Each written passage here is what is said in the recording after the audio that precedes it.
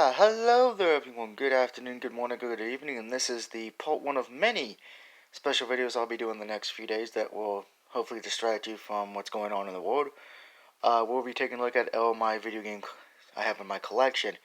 Now the first part today will be the Sega Dreamcast and the Nintendo GameCube, because those are the ones I don't have a lot of. Part 2 will be the PlayStation 1 and 2 games I play religiously that are set to the side. You can't, well, let me just show you. These are the ones you'll be looking at next time. And then, of course, we'll be taking a look at the Sega Genesis games, and then lastly, the rest of the PS1 and 2 games, because, dear Lord, I got a lot of them. But let's start with the good old Dreamcast. Of course, we have Dead or Alive 2. Ironically enough, I do also own this on the PS2. That one is DOA 2 Hardcore, but I do have the original Dreamcast version. After that, we have NFL 2K. I think it's pretty much a guarantee everyone has a sports game on Dreamcast at this point, because sports games are usually cheap. After that, we have NFL Blitz. Again, another good sports game, but this one I think is the one everybody loves more than the Sega Sports one, because the Blitz one plays more arcade-like, and everybody loves Blitz, who does not. After that, we have a weird little game called Who Wants to Beat Up a Millionaire. To be honest, this is one I've never played. I picked this up at MagFest. I think it is 4 players. I think it's a fighting game or a trivia game. I don't know. After that, of course, we have Resident Evil Code Veronica X. I do have this on PS2 and on the PS4 as well. Many of you know who are older my channel know I was originally Let's Playing this until I had some technical difficulties on my end with my PS4 doing a reboot and deleting everything. That's why Horizon Zero Dawn got cancelled. That's why Resident Evil Code Veronica X got cancelled. That is why Jak 2 was cancelled as well. But we're getting them back. After that, we have World Series Baseball 2K1. Again, another sports game, but I don't mind collecting them. Up next, we have a game called Soul Fighters. Soul Fighter, I should say. Kinda don't know the best to describe this. Again, this is one of those I've not had a chance to play, but it looked interesting, and I couldn't pass it up for $4. Up next, we have Super Magnetic Neo. Again, a game I got at MagFest. Kind of a platforming game. It is pretty fun. I enjoyed it. I'd recommend if you can find it. After that, Miss Pac-Man Maze Madness. I grew up on Mr. and Mrs. Pac-Man. And it is a fun game. I enjoyed it. It is kind of throwback to the old school Miss Pac-Man games, so if you love that, you're good there. Let's move these to the side real quick. Don't worry, you can already see one GameCube game. Everybody loves Wolverine. Next, Toy Story 2. I believe I have this on PS1 as well, and I did not know it came out on the Dreamcast, so I figured, hey, let's buy it and give it a shot. And it pretty much plays the same, just a little bit more graphically and sound better, but other than that, not much difference between the PS1 counterpart.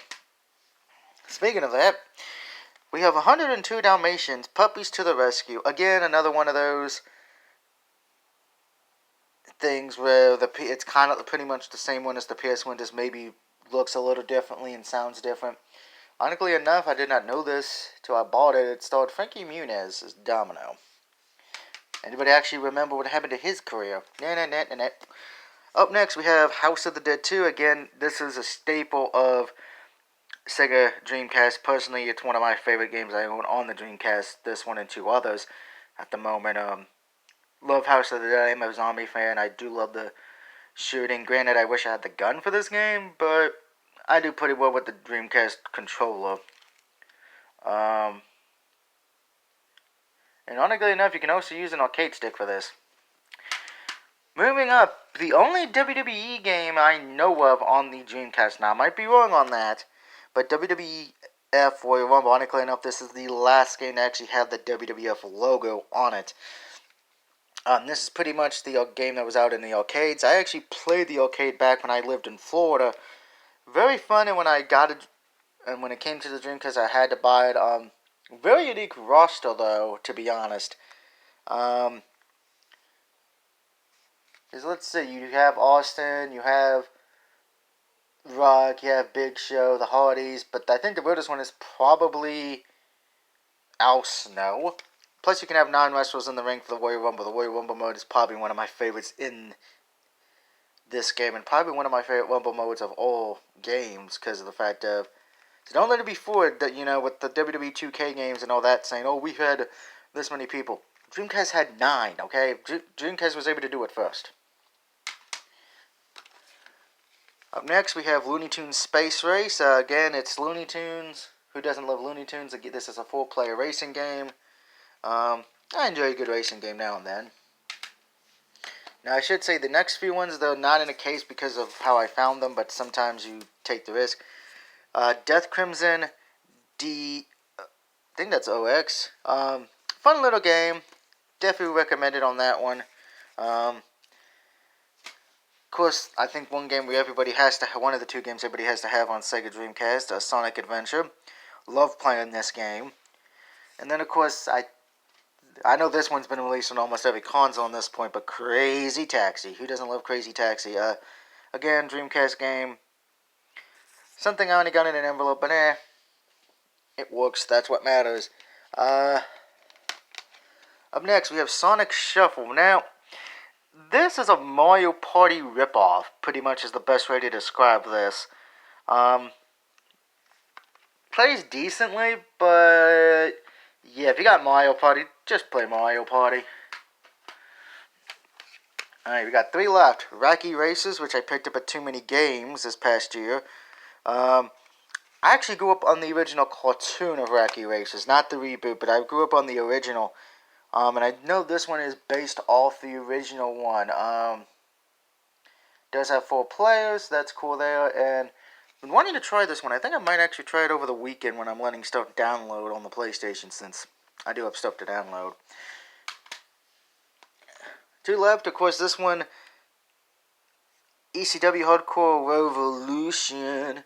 But what makes this one special is, as you can see, Tommy Dreamer signed it at Too Many Games. So this one is personally in my favorite collection for wrestling games right now. I'm sure he was surprised that he saw somebody who actually owned this on the Dreamcast. Very fun game too. It plays kind of like the Attitude game. So if you enjoyed WWF Attitude, you'll enjoy this one. But if you didn't enjoy WWF Attitude in the weird control setup, you will probably not enjoy this. So yeah. And then the last Dreamcast game, which shouldn't surprise anybody because I am a Mortal Kombat fan, Mortal Kombat Gold. This one is pretty much an updated thing of Mortal Kombat 4. It just adds a few extra characters into it. Some of you may have seen Yo Video Games playing this one a lot. So that does it for the Dreamcast games.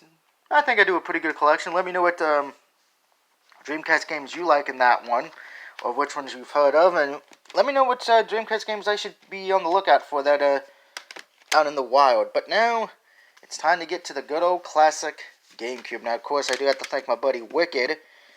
Some of you may know from videos, as he got me the GameCube for Christmas. It's actually, believe it or not, the first time I've ever owned a GameCube, so yay. So, but the games for this one I'm having a hard time finding in the wild. Of course, we have X-Men the official game. So yay that. I think I have it on PlayStation 2, I don't know. Then of course we have Mario Golf Toadstool Tour. Unfortunately, I got this at Second & Charles, but as you can see, it doesn't really have its normal case. You can tell this was from GameStop or EB Games. Same with the next game as well, Batman Dark Tomorrow. Yes, I have seen the video where people have talked about how terrible that game is, but that's one reason why I bought it, because I don't mind playing shitty games. Sorry about that, you may have just saw my finger go through the video. So yeah, I actually enjoy shitty games. It's not a surprise if you know me. Up next we have Torque Revolution. I do have this on PS2 as well, but I figured you can never go wrong with a game that lets you shoot dinosaurs and crap. Who doesn't love killing dinosaurs? I mean, that's why we love Dino Crisis, right? Only a few games left, unfortunately. Day of Reckoning. Surprisingly, the GameCube's wrestling games, there's a complete mixture of them. Because you got the Ultimate Monster game, we have a lot of WWE games as well. Day of Reckoning 2, the WrestleMania games.